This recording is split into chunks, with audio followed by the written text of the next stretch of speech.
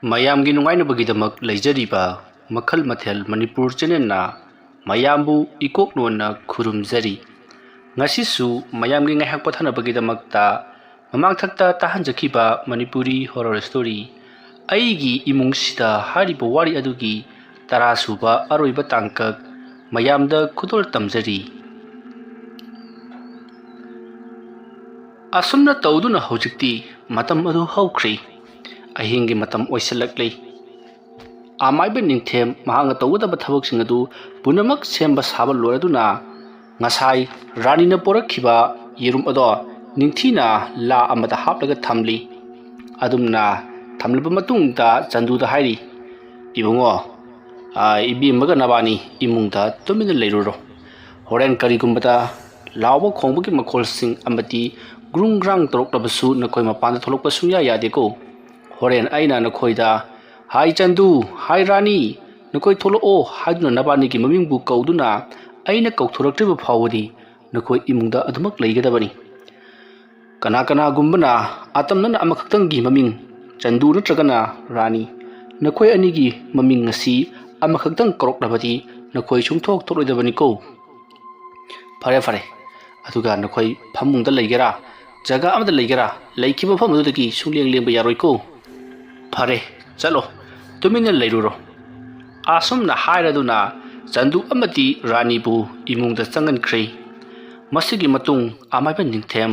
ꯑꯀꯣꯏꯕꯗꯣ ꯀꯣꯏꯂꯩ ꯂꯩꯗꯨꯅ ꯌꯦꯡꯂꯤ꯫ ꯑꯗꯨꯒ ꯃꯍꯥꯛꯅ ꯇꯧꯒꯗꯧꯔꯤꯕ ꯊꯕꯛ ꯑꯗꯣ ꯃꯈꯥ ꯆꯠꯊꯕ ꯍꯧꯔꯛꯂꯤ꯫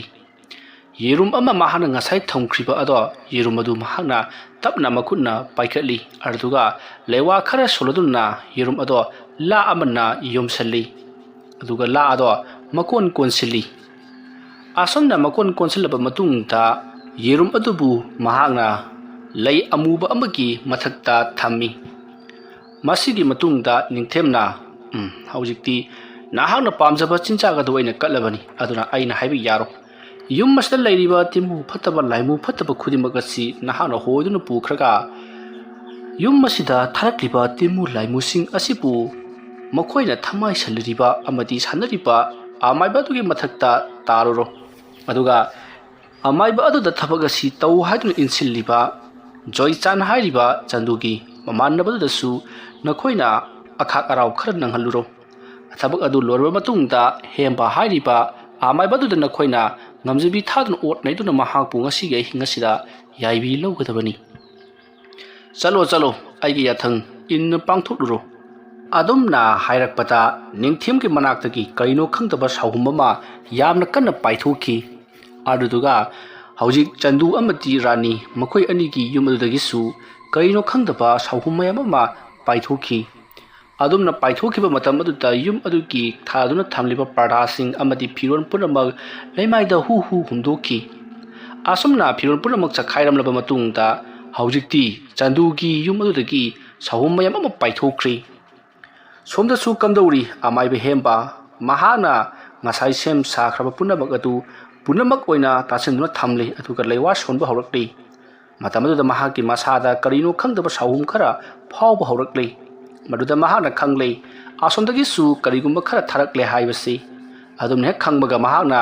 ꯉꯁꯥꯏ ꯊꯧꯔꯥꯡ ꯇꯧꯗꯨꯅ ꯊꯝꯈ꯭ꯔꯕ ꯌꯦꯟ ꯑꯗꯣ ꯃꯉꯛ ꯑꯗꯨ ꯊꯥꯡ ꯑꯃꯅ ꯂꯦꯟꯊꯠꯂꯛꯏ꯫ ꯑꯗꯨꯒ ꯊꯥꯡ ꯑꯗꯨꯅ ꯂꯦꯟꯊꯠꯂꯕ ꯃꯇꯨꯡꯗ ꯏ ꯑꯗꯣ ꯃꯍꯥꯛꯅ ꯇꯤꯡꯈꯪꯅ ꯌꯨꯡꯗꯨꯅ ꯁꯦꯝꯈꯤꯕ ꯂꯐꯨ ꯃꯀꯛ ꯑꯗꯨꯗ ꯂꯣꯏꯅꯃꯛ ꯇꯥꯍꯜꯂꯤ꯫ ꯑꯗꯨꯃ ꯂꯣꯏꯔꯕ ꯃꯇꯨꯡꯗ ꯃꯍꯥꯛꯅ ꯂꯐꯨ ꯃꯀꯛꯁꯤꯡ ꯑꯗꯨꯗ ꯍꯥꯏꯔꯤ, "ꯍꯧꯖꯤꯛꯇꯤ ꯅꯈꯣꯏꯒꯤ ꯅꯊ꯭ꯋꯥꯏ ꯍꯥꯞꯂꯕꯅꯤ꯫ ꯑꯗꯨꯅ ꯅꯪꯅ ꯉꯝꯖꯕꯤ ꯊꯥꯗꯨꯅ ꯃꯥꯒꯤ ꯆꯟꯗꯨ ꯍꯥꯏꯕ ꯃꯤꯁꯛ ꯑꯗꯨꯕు ꯉꯁꯤꯒꯤ ꯑꯍꯤꯡ ꯑꯁꯤꯗ ꯑꯋꯥ ꯑꯅꯥ ꯄꯤꯕꯒ ꯂꯣꯏꯅꯅ ꯃꯍꯥꯛꯀꯤ ꯌꯥꯏꯕꯤ ꯂꯧꯔꯨꯒꯗꯕꯅꯤ꯫ ꯃꯗꯨꯒꯤ ꯆꯥꯛꯊꯥꯛ ꯑꯩꯅ ꯁꯣꯏꯗꯅ ꯅꯈꯣꯏꯒꯤ ꯅꯐꯝꯗ ꯌꯥꯝꯂꯕ ꯑꯃ ꯄꯤꯒꯗꯧꯔꯤꯕꯅꯤ꯫ ꯑꯗꯨꯒ ꯇꯧꯒꯗꯧꯔꯤꯕ ꯊꯕꯛ ꯑꯁꯤꯗ ꯃꯇꯝ ꯃꯥꯡꯍꯟꯗꯕꯤꯗ ꯈꯨꯗꯛ ꯑꯁꯤꯗ ꯄꯥꯡꯊꯣꯛꯀꯗꯕꯅꯤ꯫ ꯆꯠꯂꯨ, ꯑꯩꯅ ꯍꯥꯏꯔꯤꯕꯁꯦ ꯏꯜꯂꯨꯔꯣ." ꯑꯁꯨꯝꯅ ꯍꯥꯏꯔꯛꯄꯗ ꯍꯦꯝꯕꯒꯤ ꯃꯃꯥꯡꯗ ꯂꯩꯔꯤꯕ ꯂꯐꯨ ꯃꯀꯛꯁꯤꯡ ꯑꯗꯣ ꯃꯁꯥ ꯃꯇꯣꯝꯇ ꯂꯦꯡꯕ ꯍꯧꯔꯛꯂꯤ꯫ ꯂꯦꯡꯕꯗ ꯅꯠꯇꯅ ꯀꯔꯤꯅꯣ ꯃꯁꯛ ꯈꯪꯗꯕ ꯁꯖꯤꯕ ꯑꯃ ꯑꯣꯟꯊꯣꯔꯛꯂꯤ꯫ ꯁꯥ ꯑꯃ ꯑꯣꯟꯊꯣꯔꯛꯄ ꯑꯗꯨꯗ ꯍꯦꯝꯕ ꯃꯍꯥꯛꯅ ꯇꯧꯔꯤꯕ ꯊꯕꯛ ꯑꯁꯦ ꯃꯍꯩ ꯌꯥꯜꯂꯦ ꯇꯦꯡꯕꯥꯜꯂꯦ ꯍꯥꯏꯕꯗꯣ ꯈꯪꯂꯛꯈꯤ꯫ ꯇꯤꯡꯈꯪ ꯑꯣꯏꯅ ꯌꯨꯡꯈꯤꯕꯁꯤꯡ ꯑꯗꯨꯅ ꯃꯆꯤꯟ ꯇꯨꯝꯂꯕ ꯃꯍꯥꯛꯀꯤ ꯀꯥꯆꯤ ꯀꯥꯔꯣꯡ ꯑꯣꯟꯊꯣꯔꯛꯂꯤ ꯃꯆꯤꯁꯤꯡ꯫ ꯑꯗꯨꯒ ꯂꯐꯨ ꯃꯇꯨꯞ ꯑꯗꯨꯅ ꯀꯔꯤꯅꯣ ꯈꯪꯗꯕ ꯊꯦꯡꯒꯨꯁꯨꯝ ꯃꯥꯟꯕ ꯋꯥꯏꯈꯨꯁꯨꯝ ꯃꯥꯟꯕ ꯃꯑꯣꯡ ꯑꯃꯗ ꯑꯣꯟꯊꯣꯔꯛꯂꯤ꯫ musin muba saktamni adugadi khanghaudana mafam adudagi swai mangkhre tawriba sida hemba masa phawba ngakjaribani asigumna amukta phawba mahana tawkhiba leitri masidagidi hembana thawdok khadi soidna thoklaragani asumne hek khanbaga khanghaudana makoigi yumdagi panglap laptana makoigi thongkal adugagi khara chatlaga chawraba upambi ama hauribadugi manakta yamna kanna akhak raw amagi makhol takhi khonjal adu tabada hemba his karinone aina thakhiba khulai adu kadai damu yeshin khrabajano asomna khallaga leiringai khanghaudana mahagi yum lomda ngangduna karigumba khara pairakpaki khonjal tari khonjal adu tarakpada hemba ipa pakhana ngangduna plakliba adomda yengthuluba matamdadi atia mathak adutta musin muba chabul chabul mahake maikai tamna paitharakliba uri madu ubata hembana is kamdong bisiri aina tawkiba thabak adu ingonda mu hanjalakledana yamlaba timulai musinga sana aigi sada tharabadi ai sodina wa phamda targani phai khangani du werabadi asumna hairaga mahak imung lomta paraprak singselli aduga makoigi yumgi cheng khainaba leiriba yangkok ado mahana puthurakli aduga yangkok adu lewa ama sulaga mahake makok ka thangkali aduga masa ado makha romda uru uru ungli asomna yangkok adu na uru uru unglaga mahakna lewa ado mami usiduna murum murum solakpada atia mathakta paitharakliba chapul aduna yangkok adugi mathakta thabada hemba leimaida lungkhrak longna tari adubu mahakya akoibita leiriba laimusing adunadi hemba ta sokpa ngamdri hemba se kharagi matik haibi haiba zatni masidagi di hemba na masa ngakthok tunabagi da makta lewa kaya sonduna mahana paiba yangkok ado humba horakli asumna yangkok aduna humlakpaduda mahakya akoibita leiriba laimusing adugi yamlaba sahumsing ado humdurakli asomdana kamdauri amaiba ningthem mahana hojik thakriba timu laimusing laihan tawkribadu kari kamdawragaduribano khallubada mahaksu mlaita pham khangmanati aduma leiringai tanja aduta mahana lai khurumbagi leiriba laimai adu maktada machin jamna tumba machi sing panba kari jibuno khangdaba musin muba jiba khara phawgalaktuna ningthemda onsilakli asomna ningthemgi manakta changsilakpadu ningthemna karino siri haiduna mahaksu ngahak ngakchani adugadi changsilaktuna ningthemgi mokhongda napkhri aduga machin tumlaba masing khangamdraba machi singaduna ningthemda masing khangduna tilakli aduma torokpada ningthem khangba ngamduna yamna kana lauki masidagi ningthemna tawriba siri karino khaladuna mahaki manakta leiriba khulai amana haibati thang aduna mahaki makhonga naptuna thilliba amuba posak adugo lokthoknabagi damakti yamna kana honari asomna honarakpada uchin nachin amadi phaktukpa ngamli aduga amadi yamna kana mahaki manakta changsilaklibani masidagi ningthemna madubu hararabagi damakta manaka leiriba thang aduna thinanaba yamna kana honari adubu mahaki makhut masa polta naptuna pangthina thilli adamna torokpada ningthemna manam ama namba horakli madudi hingai manam mona namba horakhi matamaduda ningthemna hodikada wakhal lakli basi asomdagi amai baduna tharakpa soidan oiramgani haibado khanglakpadagi mahaki manakta leiriba chori aduna leimai ado khoro khoikairi aduga upulising aduda mahakna lewa ama sonduna mahaki makoktagi masa phawba juro khujo chaitharakli adonna chaitharakpada hawjikti ningthemgi masada napliba leiriba singado mathang leimaida pudu kenki makok ngauduna chatli madu ubada ningthemna aidi kayada karaidagi tinno haidana kayada kiuraba nakhoi khangtanidara asumna hairaga mahakna manakanda leiriba thang sori aduta lewa ama soli aduga thang sori aduna hawjik ngokcha chatliba thingugi mawongsu manba waikhugi mawongsu manba aduta tana tuna thilli asupna hek thilakpaga asumna kamdori hemba mahaki masada thang suri amana thindilakpagum chaina phanglakpadagi kanna lauri hembana adumna yamna kanna laurokpa aduta imungda tumliba miyoi aduna taraduna kaidoba yaroba jano haiduna makoi suma pana thulake tauri thong hangkhibagi makhol tabada hembana nakoi kana amata mapal thulakanu haiduna hanna lauri adubu karinone haisibo haiduna makoi amanidi thulakpa horamlei ꯑꯗꯨꯒ ꯃꯈꯣꯏꯅ ꯌꯦꯡꯂꯛꯄ ꯃꯇꯝꯗꯗꯤ ꯍꯦꯝꯕꯒꯤ ꯑꯀꯣꯏꯕꯗ ꯇꯤꯟꯃꯨ ꯂꯩꯃꯨ ꯃꯌꯥꯝ ꯑꯃ ꯋꯥꯡꯗ꯭ꯔꯤꯡ ꯋꯥꯡꯅ ꯂꯦꯞꯂꯒ ꯍꯦꯝꯕꯒꯤ ꯃꯁꯥ ꯑꯗꯨꯗ ꯅꯝꯅꯅꯕ ꯍꯣꯠꯅꯔꯤꯕꯗꯨ ꯃꯌꯥꯝꯅ ꯎꯕꯗꯒꯤ ꯃꯈꯣꯏꯁꯨ ꯀꯤꯒꯨꯝ ꯄꯥꯈꯠꯀꯨꯝ ꯏꯃꯨꯡꯗ ꯒꯨꯗꯨꯡ ꯆꯦꯟꯁꯤꯟꯗꯨꯅ ꯊꯣꯡ ꯂꯣꯟꯁꯤꯜꯂꯤ꯫ ꯃꯁꯤꯗꯒꯤꯗꯤ ꯍꯦꯝꯕꯅ ꯃꯍꯥꯛꯀꯤ ꯃꯀꯣꯛꯇ ꯌꯦꯠꯂꯤꯕ ꯀꯣꯌꯦꯠ ꯑꯗꯨ ꯁꯠ ꯂꯧꯊꯣꯛꯏ꯫ ꯀꯣꯌꯦꯠ ꯑꯗꯨꯗ ꯂꯩꯋꯥ ꯈꯔ ꯁꯣꯜꯂꯒ ꯍꯧꯖꯤꯛ ꯃꯍꯥꯛꯅ ꯑꯀꯣꯏꯕꯗꯨꯗ ꯐꯗꯠ ꯍꯥꯏꯔꯤ꯫ ꯑꯗꯨꯒ ꯌꯥꯡꯀꯣꯛ ꯑꯗꯨꯗꯁꯨ ꯃꯍꯥꯛꯅ ꯂꯩꯋꯥ ꯁꯣꯟꯗꯨꯅ ꯍꯣꯝꯗꯣꯛꯄ ꯂꯦꯞꯇ꯭ꯔꯤ꯫ ꯑꯗꯨꯕꯨ ꯀꯌꯥꯝ ꯀꯨꯏꯅ ꯍꯣꯝꯗꯣꯛꯄ ꯉꯝꯂꯨꯒꯅꯤ? ꯃꯍꯥꯛ ꯋꯥꯊꯔꯛꯂꯤ, ꯃꯈꯨꯠ ꯁꯤꯙꯔꯛꯂꯤ, ꯑꯗꯨꯅ ꯃꯍꯥꯛ ꯍꯣꯝꯕ ꯉꯝꯁꯤꯜꯂꯛꯇ꯭ꯔꯤ꯫ ꯃꯁꯤꯗꯒꯤꯗꯤ ꯈꯪꯍꯧꯗꯅ ꯇꯤꯃꯨ ꯂꯩꯃꯨ ꯃꯌꯥꯝ ꯑꯗꯨꯅ ꯍꯦꯝꯕꯒꯤ ꯃꯁꯥꯗ ꯆꯣꯡꯁꯤꯜꯂꯛꯂꯤ꯫ ꯇꯤꯃꯨ ꯂꯩꯃꯨ ꯐꯠꯇ꯭ꯔꯕ ꯁꯥꯑꯣꯝꯁꯤꯡ ꯑꯗꯨꯅ ꯍꯦꯝꯕꯒꯤ ꯃꯁꯥꯗ ꯍꯦꯛ ꯆꯪꯈꯤꯕꯒ ꯍꯦꯝꯕꯗꯣ ꯌꯥꯝꯅ ꯀꯟꯅ ꯆꯩꯅꯥ ꯐꯪꯕꯗ ꯅꯠꯇꯅ ꯃꯁꯥ ꯃꯎ ꯄꯨꯝꯅꯃꯛ ꯆꯤꯡꯊꯦꯛꯄ, ꯁꯣꯔ ꯐꯨꯟꯕ ꯑꯃꯗꯤ ꯃꯁꯥꯗꯣ ꯃꯩꯅ ꯆꯥꯛꯄꯒꯨꯝ ꯆꯥꯛꯊꯦꯔꯛꯂꯤ꯫ ꯑꯗꯨꯝꯅ ꯇꯧꯔꯛꯄꯗꯨꯗ ꯍꯦꯝꯕ ꯈꯥꯡꯕ ꯉꯝꯗ꯭ꯔꯗꯨꯅ ꯀꯣꯏꯆꯦꯟ ꯆꯦꯜꯂꯤ ꯂꯐꯨ ꯃꯈꯣꯡ ꯃꯔꯛꯇꯨꯗ ꯑꯗꯨꯝꯅ ꯃꯍꯥꯛꯅ ꯀꯣꯏꯆꯦꯟ ꯆꯦꯜꯂꯤꯉꯩ ꯃꯇꯝ ꯑꯗꯨꯗ ꯏꯃꯨꯡꯗ ꯂꯩꯔꯤꯕꯁꯤꯡ ꯑꯗꯨꯅ ꯇꯥꯕ ꯉꯝꯁꯤꯜꯂꯛꯇꯕꯗꯒꯤ ꯄꯔꯞ ꯃꯄꯥꯟꯗ ꯆꯦꯟꯊꯣꯔꯛꯂꯤ꯫ ꯃꯇꯝ ꯑꯗꯨꯗ ꯍꯦꯝꯕꯗꯣ ꯉꯥꯎꯆꯦꯟ ꯆꯦꯟꯗꯨꯅ ꯂꯩꯔꯝꯂꯤ, ꯃꯐꯤ ꯃꯔꯣꯜꯒ ꯒ꯭ꯌꯥꯟꯃꯦꯟ ꯑꯃꯠꯇ ꯇꯥꯕ ꯅꯠꯇ꯭ꯔꯤ꯫ ꯂꯩꯔꯤꯕꯁꯤꯡ ꯑꯗꯨꯅ ꯍꯦꯝꯕꯁꯦ ꯀꯩꯅꯣꯝꯃ ꯇꯧꯔꯦ ꯍꯥꯏꯗꯨꯅ ꯃꯈꯣꯏꯁꯨ ꯆꯦꯟꯁꯤꯜꯂꯛꯇꯨꯅ ꯍꯦꯝꯕꯕꯨ ꯐꯥꯅꯅꯕ ꯍꯣꯠꯅꯔꯤ꯫ ꯉꯁꯥꯏ ꯍꯦꯝꯕꯒꯤ ꯑꯀꯣꯏꯕꯗ ꯂꯩꯔꯝꯕ ꯇꯤꯃꯨ ꯂꯩꯃꯨꯁꯤꯡ ꯑꯗꯨꯗꯤ ꯍꯦꯝꯕꯒꯤ ꯃꯁꯥ ꯃꯅꯨꯡꯗ ꯆꯪꯈ꯭ꯔꯕꯅꯤꯅ ꯀꯅꯥ ꯑꯃꯠꯇꯅ ꯎꯕ ꯅꯠꯇ꯭ꯔꯤ꯫ ꯁꯣꯝꯗꯁꯨ ꯀꯝꯗꯧꯔꯤ? ꯑꯃꯥꯏꯕ ꯅꯤꯡꯊꯦꯝꯅ ꯃꯍꯥꯛꯅ ꯄꯥꯏꯔꯤꯕ ꯁꯨꯔꯤ ꯑꯗꯨꯅ ꯃꯍꯥꯛꯀꯤ ꯃꯃꯥꯡꯗ ꯂꯩꯔꯤꯕ ꯇꯤꯟ ꯃꯥꯟꯕ ꯄꯣꯠꯁꯛ ꯑꯗꯣ ꯌꯥꯝꯅ ꯀꯟꯅ ꯊꯥꯡ ꯁꯨꯔꯤ ꯑꯗꯨꯅ ꯄꯪꯊꯤꯟꯗ ꯊꯤꯟꯗꯨꯅ ꯁꯦꯒꯥꯏꯔꯛꯂꯤ꯫ ꯑꯁꯨꯝꯅ ꯁꯦꯒꯥꯏꯔꯛꯄꯗ ꯍꯦꯝꯕ ꯃꯁꯥ ꯑꯗꯨ ꯁꯦꯒꯥꯏꯔꯛꯄꯒꯨꯝ ꯌꯥꯝꯅ ꯀꯟꯅ ꯆꯩꯅꯥ ꯐꯪꯂꯤ꯫ ꯃꯁꯤꯗꯒꯤꯗꯤ ꯍꯦꯝꯕ ꯈꯥꯡꯕ ꯉꯝꯂꯛꯇ꯭ꯔꯗꯨꯅ ꯇꯧꯔꯤꯕ ꯄꯨꯝꯅꯃꯛ ꯑꯗꯣ ꯖꯣꯏꯆꯥꯟꯗ ꯑꯣꯏꯅ ꯂꯥꯏꯊꯩ ꯇꯧꯗꯨꯅ ꯃꯍꯥꯛꯅ ꯖꯣꯏꯆꯥꯟꯗ ꯑꯣꯏꯅ ꯄꯨꯂꯞ ꯊꯥꯈ꯭ꯔꯦ꯫ ꯑꯁꯨꯝꯅ ꯃꯍꯥꯛꯅ ꯖꯣꯏꯆꯥꯟꯗ ꯍꯦꯛ ꯊꯥꯈꯤꯕꯒ ꯖꯣꯏꯆꯥꯟ ꯐꯃꯨꯡ ꯑꯗꯨꯗ ꯂꯣꯡꯅ ꯍꯤꯞꯂꯒ ꯀꯔꯤ ꯀꯝꯗꯧꯔꯝꯒꯗꯧꯔꯤꯕꯅꯣ ꯍꯥꯏꯗꯨꯅ ꯋꯥꯈꯜ ꯈꯟꯗꯨꯅ ꯂꯩꯔꯝꯕꯗꯨ ꯃꯍꯥꯛꯀꯤ ꯃꯁꯥꯗ ꯀꯔꯤꯅꯣ ꯈꯪꯗꯕ ꯀꯤꯅꯤꯡꯉꯥꯏ ꯑꯣꯏꯔꯕ ꯊꯧꯗꯣꯛ ꯑꯃ ꯊꯣꯛꯄꯒꯨꯝ ꯃꯁꯥꯗ ꯅꯤꯡꯀꯣꯛ ꯂꯥꯎꯕ ꯍꯧꯔꯛꯂꯤ꯫ ꯃꯁꯤꯗꯒꯤ ꯖꯣꯏꯆꯥꯟꯅ ꯀꯔꯤꯅꯣ ꯑꯩꯒꯤ ꯏꯁꯥꯗ ꯇꯧꯔꯛꯂꯤꯕꯁꯤꯕꯣ? ꯑꯁꯨꯝꯅ ꯈꯜꯂꯤꯉꯩ ꯈꯪꯍꯧꯗꯦ ꯖꯣꯏꯆꯥꯟꯒꯤ ꯌꯨꯝꯒꯤ ꯃꯃꯥꯡ ꯊꯣꯡ ꯑꯗꯣ ꯀꯅꯥꯒꯨꯝꯕ ꯑꯃꯅ ꯍꯥꯡꯇꯣꯔꯛꯄꯒꯨꯝ ꯍꯥꯡꯇꯣꯔꯛꯏ꯫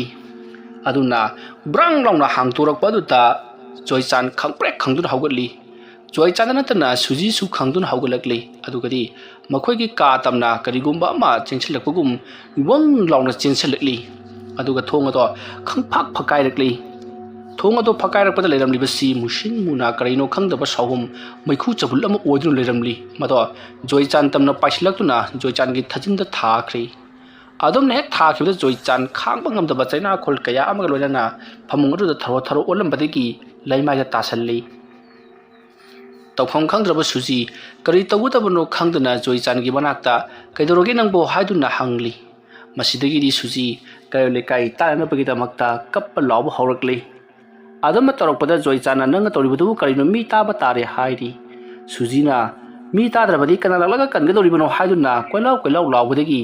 ꯌꯨꯝꯊꯪꯅꯕꯗ ꯂꯩꯕ ꯃꯤꯑꯣꯏꯁꯤꯡ ꯇꯥꯔꯗꯨꯅ ꯆꯦꯟꯁꯤꯟꯅꯔꯛꯂꯤ꯫ ꯃꯇꯝ ꯑꯗꯨꯗ ꯖꯣꯏꯆꯥꯟ ꯋꯥꯈꯜ ꯃꯥꯡꯒꯦ ꯇꯧꯔꯛꯂꯕꯅꯤ ꯆꯩꯅꯥꯈꯣꯜ ꯃꯌꯥꯝ ꯑꯗꯣ ꯈꯥꯡꯕ ꯍꯣꯠꯅꯕꯗ꯫ ꯃꯁꯤꯗꯒꯤꯗꯤ ꯃꯌꯥꯝꯅ ꯖꯣꯏꯆꯥꯟꯅ ꯊꯔꯣ ꯑꯣꯟꯕꯗꯨ ꯎꯔꯒ ꯀꯔꯤ ꯇꯧꯔꯨꯕꯒꯦ ꯍꯥꯏꯗꯨꯅ ꯍꯪꯉꯤ꯫ ꯁꯨꯖꯤꯅ ꯍꯧꯖꯤꯛ ꯊꯣꯛꯈ꯭ꯔꯤꯕ ꯊꯧꯗꯣꯛꯁꯤꯡ ꯑꯗꯣ ꯂꯣꯏꯅꯃꯛ ꯇꯝꯂꯤ꯫ ꯃꯁꯤꯗꯒꯤꯗꯤ ꯃꯌꯥꯝꯁꯤꯡ ꯑꯗꯨꯅ ꯑꯣ ꯑꯗꯨ ꯑꯣꯏꯔꯕꯗꯤ ꯃꯥꯒꯤꯁꯤ ꯂꯥꯏꯇꯤꯟꯒꯤ ꯁꯥꯎꯍꯨꯝ ꯐꯪꯂꯦ, ꯑꯗꯨꯅ ꯑꯃꯥꯏꯕ ꯑꯃ ꯇꯥꯟꯅꯗꯕ ꯌꯥꯔꯔꯣꯏ, ꯑꯃꯥꯏꯕ ꯀꯅꯥ ꯀꯧꯒꯅꯤ ꯍꯥꯏꯗꯨꯅ ꯍꯪꯂꯛꯄꯗ ꯁꯨꯖꯤꯅ ꯑꯃꯥꯏꯕ ꯍꯦꯝꯕꯗ ꯑꯣꯏꯅ ꯀꯧꯔꯁꯤ ꯍꯥꯏꯔꯤ꯫ ꯃꯃꯥꯡꯗꯁꯨ ꯃꯍꯥꯛꯅ ꯂꯥꯏ ꯇꯩꯅꯕꯤꯕꯗꯒꯤ ꯂꯥꯏ ꯈꯨꯔꯨꯝꯕꯗꯒꯤ ꯐꯔꯨꯔꯕꯅꯤ, ꯑꯃꯨꯛ ꯍꯧꯔꯛꯂꯤꯕꯅꯤ ꯍꯥꯏꯔꯨꯕꯗ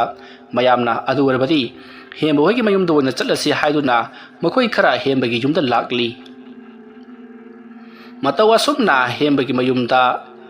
ꯖꯣꯏꯆꯥꯟꯒꯤ ꯌꯨꯝꯊꯪꯅꯕꯗ ꯂꯩꯕ ꯃꯤꯑꯣꯏꯁꯤꯡ ꯈꯔ ꯂꯥꯛꯄ ꯃꯇꯝꯗ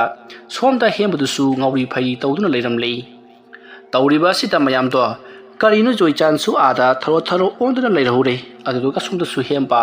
ꯃꯁꯥ ꯑꯗꯣ ꯑꯉꯥꯎ ꯑꯐꯩꯒꯨꯝꯅ ꯀꯣꯏꯂꯥꯎ ꯂꯥꯎꯗꯨꯅ ꯊꯔꯣ ꯑꯣꯟꯗꯨꯅ ꯂꯩꯔꯝꯂꯤ꯫ ꯃꯕꯥꯅꯤꯒꯤꯁꯤ ꯃꯑꯣꯡ ꯑꯃꯅꯤ ꯍꯥꯏꯗꯨꯅ ꯃꯌꯥꯝꯗꯣ ꯆꯤꯡꯅꯔꯛꯈꯤ꯫ ꯑꯁꯨꯝꯅ ꯍꯦꯝꯕꯗꯤ ꯉꯥꯏꯍꯥꯛ ꯎꯔꯥꯎ ꯊꯔꯥꯎ ꯂꯥꯎꯔꯝꯂꯒ ꯃꯁꯥ ꯑꯗꯣ ꯇꯞꯅ ꯐꯥꯊꯖꯔꯛꯇꯨꯅ ꯁꯣꯔ ꯊꯕꯦꯠ ꯍꯣꯟꯗꯨꯅ ꯃꯍꯥꯛ ꯈꯨꯗꯨ ꯀꯨꯟꯗꯨꯅ ꯂꯩꯔꯤ꯫ ꯃꯁꯤꯗꯒꯤꯗꯤ ꯂꯩꯔꯤꯕ ꯏꯃꯨꯡꯒꯤ ꯃꯤꯑꯣꯏꯁꯤꯡ ꯑꯗꯨꯅ ꯍꯦꯝꯕꯒꯤ ꯃꯁꯥꯗ ꯐꯤ ꯁꯦꯠꯆꯤꯟꯕꯤꯔꯤ꯫ ꯍꯦꯝꯕ ꯇꯧꯔꯤꯕ ꯑꯁꯤꯗ ꯃꯍꯥꯛ ꯇꯁꯦꯡꯅ ꯏꯀꯥꯏꯕ ꯍꯥꯏꯕꯗꯨ ꯑꯣꯏꯔꯤ꯫ ꯇꯥꯟꯖꯥ ꯑꯗꯨꯗ ꯖꯣꯏꯆꯥꯟꯒꯤ ꯃꯌꯨꯝꯂꯣꯝꯗꯒꯤ ꯂꯥꯛꯂꯤꯕ ꯃꯤꯑꯣꯏꯁꯤꯡ ꯑꯗꯨꯅ ꯑꯃꯥꯏꯕ ꯍꯦꯝꯕꯗ ꯑꯣꯖꯥ ꯑꯃꯥꯏꯕ, ꯖꯣꯏꯆꯥꯟꯗꯣ ꯑꯥꯗ ꯀꯔꯤꯅꯣꯃ ꯇꯧꯔꯒ ꯂꯩꯍꯧꯔꯤ, ꯑꯗꯨꯅ ꯌꯥꯔꯒꯗꯤ ꯑꯃꯨꯛꯇ ꯆꯠꯄꯤꯔꯨꯁꯤ ꯍꯥꯏꯔꯤ꯫ ꯃꯇꯝ ꯑꯗꯨꯗ ꯍꯦꯝꯕꯅ ꯑꯩ ꯍꯧꯖꯤꯛꯀꯤ ꯑꯣꯏꯅꯗꯤ ꯆꯠꯄ ꯉꯝꯂꯔꯣꯏ ꯑꯩ ꯍꯛꯆꯥꯡꯁꯦ ꯌꯥꯝꯅ ꯅꯨꯡꯉꯥꯏꯇ꯭ꯔꯦ ꯀꯅꯥꯒꯨꯝꯕ ꯃꯤꯑꯣꯏ ꯑꯃꯒꯤ ꯂꯥꯏ ꯈꯨꯔꯨꯝꯂꯤꯕꯅꯤ ꯑꯩꯒꯤꯁꯤ ꯑꯗꯨꯕꯨ ꯑꯩꯅ ꯇꯥꯏꯅꯕ ꯉꯝꯗ꯭ꯔꯦ ꯑꯗꯨꯅ ꯏꯁꯥꯁꯦ ꯂꯥꯏ ꯇꯥꯏꯅꯕ ꯍꯣꯠꯅꯕꯗ ꯇꯞ ꯇꯥꯕ ꯃꯈꯩꯁꯨ ꯋꯥꯔꯦ ꯑꯗꯨꯅ ꯅꯈꯣꯏ ꯁꯥꯎꯔꯅꯨ ꯑꯇꯣꯞꯄ ꯑꯃꯥꯏꯕ ꯑꯃ ꯀꯧꯔꯨꯔꯣ ꯑꯗꯨꯝꯅ ꯍꯥꯏꯔꯛꯄꯗ ꯃꯌꯥꯝꯁꯨ ꯎꯄꯥꯏ ꯂꯩꯇꯕꯅ ꯖꯣꯏꯆꯥꯟꯒꯤ ꯃꯌꯨꯝꯗ ꯑꯣꯏꯅ ꯂꯥꯛꯂꯦ ꯃꯁꯤꯗꯒꯤꯗꯤ ꯖꯣꯏꯆꯥꯟꯒꯤ ꯃꯌꯨꯝ ꯌꯧꯔꯕꯗ ꯑꯃꯥꯏꯕ ꯍꯦꯝꯕꯕꯨ ꯀꯧꯒꯅꯤ ꯍꯥꯏꯗꯨꯅ ꯆꯠꯈꯤꯕ ꯃꯤꯑꯣꯏꯁꯤꯡ ꯑꯗꯨꯅ ꯑꯃꯥꯏꯕ ꯍꯦꯝꯕꯅ ꯃꯍꯥꯛ ꯉꯝꯂꯔꯣꯏ ꯑꯃꯥꯏꯕ ꯀꯅꯥꯅꯣꯝꯃ ꯅꯦꯛꯂꯒ ꯇꯧꯍꯜꯂꯣ ꯍꯥꯏꯔꯛꯏ ꯍꯥꯏꯗꯨꯅ ꯃꯌꯥꯝꯁꯤꯡ ꯑꯗꯨꯗ ꯍꯥꯏꯔꯤ ꯋꯥꯐꯝ ꯑꯗꯣ ꯖꯣꯏꯆꯥꯟꯁꯨ ꯇꯥꯔꯤꯕꯅꯤ ꯃꯇꯝ ꯑꯗꯨꯗ ꯖꯣꯏꯆꯥꯟꯅ ꯃꯍꯥꯛꯅ ꯂꯥꯏ ꯁꯥꯟꯅꯔꯒ ꯑꯩꯉꯣꯟꯗ ꯂꯥꯏ ꯊꯥꯖꯤꯜꯂꯛꯂꯤꯕ ꯀꯔꯤꯒꯤꯅꯣ ꯑꯩꯅ ꯇꯧ ꯍꯥꯏꯕꯅ ꯑꯇꯣꯞꯄꯗꯅꯤ ꯑꯗꯨꯒ ꯃꯥꯅ ꯑꯩꯉꯣꯟꯗ ꯊꯥꯔꯛꯂꯤꯕꯁꯤ ꯀꯔꯤꯒꯤꯅꯣ ꯃꯗꯨꯒꯤ ꯃꯥꯏꯕꯗꯣ ꯈ꯭ꯋꯥꯏꯗꯒꯤ ꯐꯠꯇꯕ ꯃꯥꯏꯕꯅꯤ ꯃꯍꯥꯛꯅ ꯃꯔꯝ ꯑꯣꯏꯔꯒ ꯑꯩ ꯁꯤꯒꯗꯧꯔꯦ ꯍꯥꯏꯗꯨꯅ ꯀꯣꯏꯂꯥꯎ ꯂꯥꯎꯔꯤ ꯖꯣꯏꯆꯥꯟꯒꯤ ꯋꯥꯐꯝ ꯑꯗꯨ ꯇꯥꯕꯗ ꯂꯩꯔꯤꯕꯁꯤꯡ ꯑꯗꯨꯅ ꯀꯔꯤꯅꯣ ꯍꯥꯏꯔꯤꯕꯁꯤꯕꯨ ꯍꯥꯏꯗꯨꯅ ꯉꯛꯅꯔꯤ ꯃꯇꯝ ꯑꯗꯨꯗ ꯖꯣꯏꯆꯥꯟꯒꯤ ꯃꯅꯥꯛꯇ ꯂꯩꯔꯤꯕ ꯑꯍꯜ ꯑꯃꯅ ꯅꯈꯣꯏꯅ ꯊꯥꯒꯠꯇꯧꯔꯤꯕꯁꯤ ꯀꯅꯥꯗꯅꯣ ꯍꯥꯏꯗꯨꯅ ꯍꯪꯂꯛꯄꯗ ꯖꯣꯏꯆꯥꯟꯅ ꯌꯥꯝꯅ ꯐꯠꯇꯕ ꯆꯟꯗꯨ ꯍꯥꯏꯕ ꯃꯤꯁꯛ ꯑꯗꯨꯗ ꯊꯥꯒꯗꯧꯔꯤꯕꯅꯤ ꯃꯉꯣꯟꯗ ꯑꯁꯤꯒꯨꯝꯂꯕ ꯇꯧꯔꯒ ꯃꯍꯥꯛꯄꯨ ꯂꯣꯏꯁꯤꯟꯒꯗꯧꯔꯤꯕꯅꯤ ꯃꯍꯥꯛ ꯌꯥꯝꯅ ꯐꯠꯇꯕ ꯃꯤꯅꯤ ꯍꯥꯏꯗꯨꯅ ꯖꯣꯏꯆꯥꯟ ꯃꯁꯥ ꯈꯪꯒꯗꯅ ꯀꯣꯏꯂꯥꯎ ꯂꯥꯎꯔꯛꯂꯤ ꯆꯩꯅꯥꯈꯣꯟꯅ ꯉꯥꯎꯕꯗꯒꯤ ꯄꯪꯍꯥꯏꯗ ꯍꯥꯏꯗꯣꯛꯂꯨꯔꯕꯁꯨ ꯖꯣꯏꯆꯥꯟ ꯃꯃꯩꯊꯪꯗꯗꯤ ꯃꯍꯥꯛꯅ ꯍꯥꯏꯈ꯭ꯔꯤꯕ ꯃꯌꯥꯝꯗꯨꯕꯨ ꯀꯔꯤꯅꯣ ꯍꯥꯏꯗꯨꯅ ꯑꯃꯨꯛ ꯈꯟꯖꯔꯛꯂꯤ ꯃꯁꯤꯗꯒꯤꯗꯤ ꯃꯌꯥꯝꯅ ꯅꯣꯏꯒꯤꯁꯦ ꯃꯇꯥꯡ ꯃꯇꯝ ꯆꯥꯗꯅ ꯃꯤꯒꯤ ꯃꯥꯡꯅꯅꯕ ꯂꯥꯏ ꯁꯥꯟꯅꯔꯨꯕꯗꯒꯤ ꯂꯥꯏꯌꯦꯟ ꯅꯝꯕ ꯁꯣꯏꯗꯅ ꯑꯣꯏꯔꯝꯒꯅꯤ ꯍꯥꯏꯔꯤ ꯑꯗꯨꯝꯅ ꯍꯥꯏꯔꯨꯕꯗ ꯖꯣꯏꯆꯥꯟ ꯃꯁꯥꯗꯣ ꯂꯣꯡꯊꯦꯛ ꯊꯦꯛꯀꯠꯂꯛꯂꯦ ꯑꯗꯨꯒ ꯑꯩ ꯊꯕꯥꯛ ꯆꯥꯛꯂꯦ ꯍꯥꯏꯗꯨꯅ ꯀꯣꯏꯂꯥꯎ ꯂꯥꯎꯔꯤ ꯑꯗꯨꯗꯒꯤꯗꯤ ꯃꯍꯥꯛꯀꯤ ꯃꯁꯥ ꯃꯅꯨꯡ ꯑꯗꯨꯗ ꯀꯔꯤꯒꯨꯝꯕ ꯑꯃ ꯂꯩꯕꯒꯨꯝ ꯃꯍꯥꯛꯀꯤ ꯐꯨꯔꯤꯠ ꯑꯗꯣ ꯃꯁꯥ ꯃꯇꯣꯝꯇ ꯁꯦꯒꯥꯏꯖꯔꯛꯂꯤ ꯑꯗꯨꯒꯗꯤ ꯃꯌꯥꯝꯅ ꯃꯍꯥꯛꯀꯤ ꯃꯁꯥꯗꯨꯗ ꯌꯦꯡꯂꯨꯕꯗꯗꯤ ꯆꯩꯅ ꯐꯨꯕꯒꯤ ꯃꯔꯝ ꯇꯥꯔꯤꯕꯗꯣ ꯎꯔꯤ ꯃꯗꯨ ꯅꯠꯇꯅ ꯃꯍꯥꯛꯀꯤ ꯃꯁꯥ ꯑꯗꯨꯒꯤ ꯃꯕꯨꯛ ꯃꯅꯨꯡꯗ ꯀꯔꯤꯒꯨꯝꯕ ꯑꯃ ꯌꯥꯎꯕꯒꯨꯝ ꯃꯔꯩ ꯇꯥꯈꯠꯂꯤ ꯃꯗꯨ ꯅꯠꯇꯅ ꯃꯍꯥꯛꯀꯤ ꯊꯕꯥꯛ ꯑꯗꯨꯁꯨ ꯃꯨꯁꯤꯜꯂꯛꯂꯤ ꯇꯧꯔꯤꯕ ꯑꯁꯤꯗ ꯃꯌꯥꯝꯁꯨ ꯀꯤꯅꯔꯛꯂꯤ ꯖꯣꯏꯆꯥꯟꯅ ꯑꯩꯒꯤ ꯄꯨꯛ ꯃꯅꯨꯡꯗ ꯕꯨꯠ ꯌꯥꯎꯔꯦ ꯑꯩꯒꯤ ꯊꯕꯥꯛꯇ ꯕꯨꯠ ꯐꯝꯃꯤ ꯂꯥꯏꯃꯨ ꯐꯝꯃꯤ ꯍꯥꯏꯗꯨꯅ ꯀꯣꯏꯂꯥꯎ ꯂꯥꯎꯔꯛꯂꯤꯕꯅꯤ ꯇꯧꯔꯤꯕ ꯑꯁꯤꯗ ꯃꯌꯥꯝꯁꯨ ꯀꯤꯅꯔꯛꯂꯗꯨꯅ ꯃꯥꯒꯤꯁꯤꯗꯤ ꯃꯑꯣꯡ ꯑꯃꯅꯤ ꯃꯥꯒꯤ ꯑꯀꯣꯏꯕꯗ ꯕꯨꯠ ꯃꯌꯥꯝ ꯂꯩꯕ ꯃꯥꯜꯂꯤ ꯍꯥꯏꯗꯨꯅ ꯍꯥꯏꯅꯔꯛꯂꯤ ꯃꯁꯤꯗꯒꯤꯗꯤ ꯃꯈꯣꯏ ꯈꯔꯗꯤ ꯃꯍꯩ ꯆꯠꯅꯈ꯭ꯔꯕꯅꯤ ꯑꯁꯨꯝꯅ ꯇꯧꯗꯨꯅ ꯖꯣꯏꯆꯥꯟ ꯈꯥꯡꯕ ꯉꯝꯂꯛꯇ꯭ꯔꯕꯗꯒꯤ ꯃꯍꯥꯛꯀꯤ ꯃꯅꯥꯛꯇ ꯂꯩꯔꯤꯕ ꯃꯤꯑꯣꯏꯁꯤꯡꯗ ꯑꯩꯕꯨ ꯑꯃꯨꯛꯇꯪꯗꯤ ꯍꯥꯠꯇꯣꯛꯄꯤꯌꯨ ꯑꯩ ꯌꯥꯝꯅ ꯈꯥꯡꯕ ꯋꯥꯔꯦ ꯍꯥꯏꯔꯤ ꯑꯗꯨꯝꯅ ꯂꯩꯔꯤꯉꯩ ꯃꯇꯝ ꯑꯗꯨꯗ ꯍꯦꯝꯕ ꯃꯐꯝ ꯑꯗꯨꯗ ꯂꯥꯛꯂꯤ ꯃꯍꯥꯛꯁꯨ ꯇꯧꯔꯤꯕ ꯑꯁꯤꯗ ꯃꯌꯥꯝ ꯄꯨꯝꯅꯃꯛ ꯈꯪꯅꯔꯛꯂꯒꯅꯤ ꯍꯥꯏꯗꯨꯅ ꯂꯥꯛꯂꯤꯕ꯭ꯔꯥ ꯅꯠꯇ꯭ꯔꯒꯅ ꯖꯣꯏꯆꯥꯟꯕꯨ ꯀꯟꯅꯅꯕꯒꯤꯗꯃꯛꯇ ꯂꯥꯛꯂꯤꯕ꯭ꯔꯥ ꯈꯪꯗ꯭ꯔꯤ ꯍꯧꯖꯤꯛꯇꯤ ꯍꯦꯝꯕ ꯆꯪꯁꯤꯜꯂꯛꯂꯒ ꯃꯌꯥꯝ ꯈꯖꯤꯛ ꯑꯃꯨꯛꯇ ꯍꯟꯗꯣꯛꯄꯤꯌꯨ ꯖꯣꯏꯆꯥꯟꯒꯤ ꯃꯁꯥꯗ ꯂꯥꯏ ꯐꯠꯇꯕ ꯆꯪꯂꯦ ꯑꯗꯨꯅꯅꯤ ꯇꯧꯔꯛꯂꯤꯕꯁꯤ ꯑꯗꯨꯝꯅ ꯍꯥꯏꯔꯛꯄꯗ ꯃꯌꯥꯝꯅ ꯍꯥꯏ ꯑꯃꯥꯏꯕ ꯍꯦꯝꯕ ꯅꯍꯥꯛꯅ ꯇꯧꯔꯒ ꯂꯥꯏ ꯁꯥꯟꯅꯕꯗꯒꯤ